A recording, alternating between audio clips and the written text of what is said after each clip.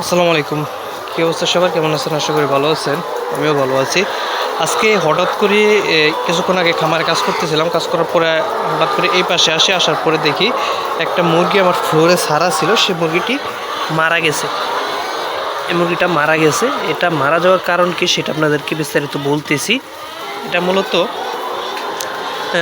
গতকালকের আগের দিন এই মুরগিটার সমস্যা হয়েছিল। সমস্যা বলতে এটা আমি খাঁচা থেকে বের করেছিলাম, মুরগিটা জিমাইতেছিল, তখন ধরে দেখি এই মুরগিটা মারেক্স হয়ে গেছে। মারেক্সের কারণে একদম শুকিয়ে পাতলা হয়ে গেছে, যার কারণে সেটা আমি ভাবছিলাম যে মারা যে কোনো টাইমে যাবে, হয়তো আমি জবাই করে ফেলে দেবো, সেই সিদ্ধান্ত নিয়েছিলাম। কিন্তু তারপর আর মনে ছিল না, যার কারণে এটা আর করা হয় না। কিন্তু আজকে কিছুক্ষণ আগে খামারে আসার পরে দেখি মুরগিটি মারা গেছে।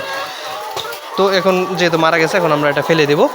আর আরেকটা জিনিস আপনারা হয়তো দেখবেন যে আমার প্রত্যেকটা ভিডিওতে কিছু মুরগি দেখতেছেন যে এই যে ফ্লোরে ছাড়া আছে। এটা আসলে কী কারণে আমার ফ্লোরে ছাড়া, মুরগিগুলো খাঁচাতে কেন নাই, সেটা যদি আপনাদেরকে আপনারা হয়তো বা বুঝতেছেন না। এটার মূলত কারণ ছিল যে আপনাদেরকে পিছনে এক ভিডিওতে বলা হয়েছিল যে কিছু মুরগি প্রচুর পরিমাণ টুকরাটুকরি করে, বা এক মুরগি আরেক মুরগিকে আঘাত করে মেরে ফেলতেছে, এরকম সমস্যা দেখা যাচ্ছে।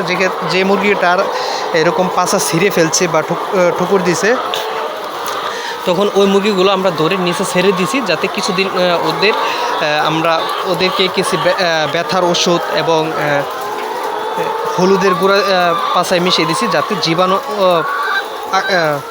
ইনফেকশন না হয়।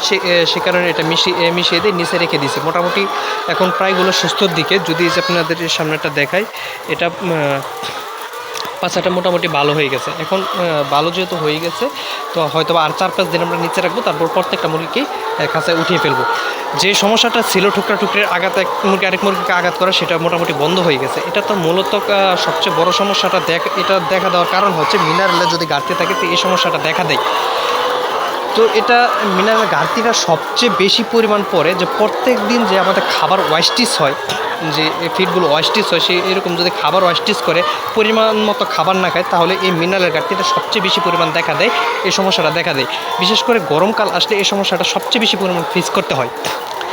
যার কারণে এখন কিছুদিন যাবৎ টানা বৃষ্টি চলতেছে, ঠান্ডা চলতেছে, খাবারটা ঠিকমতো খাওয়াইতেছি আমরা, খাবার ওয়েস্টেজ করতেছি না।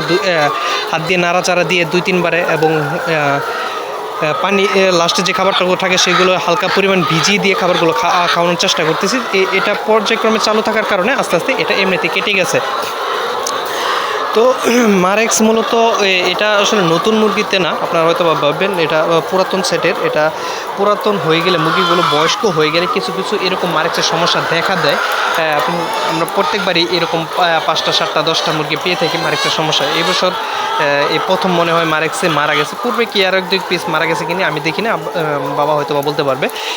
তো এই সমস্যাটা এই প্রথম আজকে আমি নিজে দেখলাম আর কি। এই বছরেরটা, গত বছর এরকম ছিল, প্রত্যেক বছর এরকম হয়ে থাকে। তো আমি টোটাল খামারের মধ্যে একটাই পাইছিলাম, এই একটাই মারা গেছে। তো আলহামদুলিল্লাহ, আশা করতেছি খুব ভালো কিছু আশা করা যাইতেছে। এবছর ডিমের বাজারটাও ভালো, আর মুরগিগুলো খুবই সুস্থ সুন্দর অবস্থান আছে। যেহেতু ঠান্ডার দিন, খাবার ঠিকমতো খাচ্ছে, পানি খাচ্ছে, মুরগির টুকরির যে সমস্যা ছিল সেটাও বন্ধ হয়ে গেছে। মুরগির প্রোডাকশনের একটা ঘাটতি ছিল, সেই প্রোডাকশনের ঘাটতিটাও মোটামুটি আলহামদুলিল্লাহ এখন উঠে গেছে।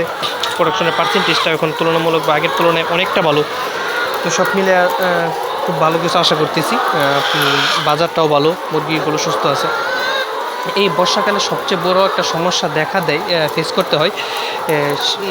বর্ষাকাল আসলে সেই অনেক খামারি হয়তো ফেস করে থাকে। সেই বিষয়টা নিয়ে অবশ্যই আমি আগামী পর্বে আলোচনা করার চেষ্টা করব। এই ছিল আজকের ভিডিওটি যদি ভালো লেগে থাকে অবশ্যই লাইক কমেন্ট শেয়ার করে দিয়ে পাশে থাকবেন। আর আমার জন্য দোয়া রাখবেন, আমার খামারের জন্য দোয়া রাখবেন। আমি আপনাদের জন্য দোয়া রাখি, যারা নতুন উদ্যোক্তা তাদের জন্য দোয়া রাখি। তাদের জন্য মূলত ভিডিওগুলো করা হয়, নতুনদের জন্যই। তো যদি ভালো লেগে থাকে অবশ্যই একটা কমেন্ট করবেন, আর চ্যানেলটি সাবস্ক্রাইব করে দেবেন। ধন্যবাদ সবাইকে। আসসালামু আলাইকুম।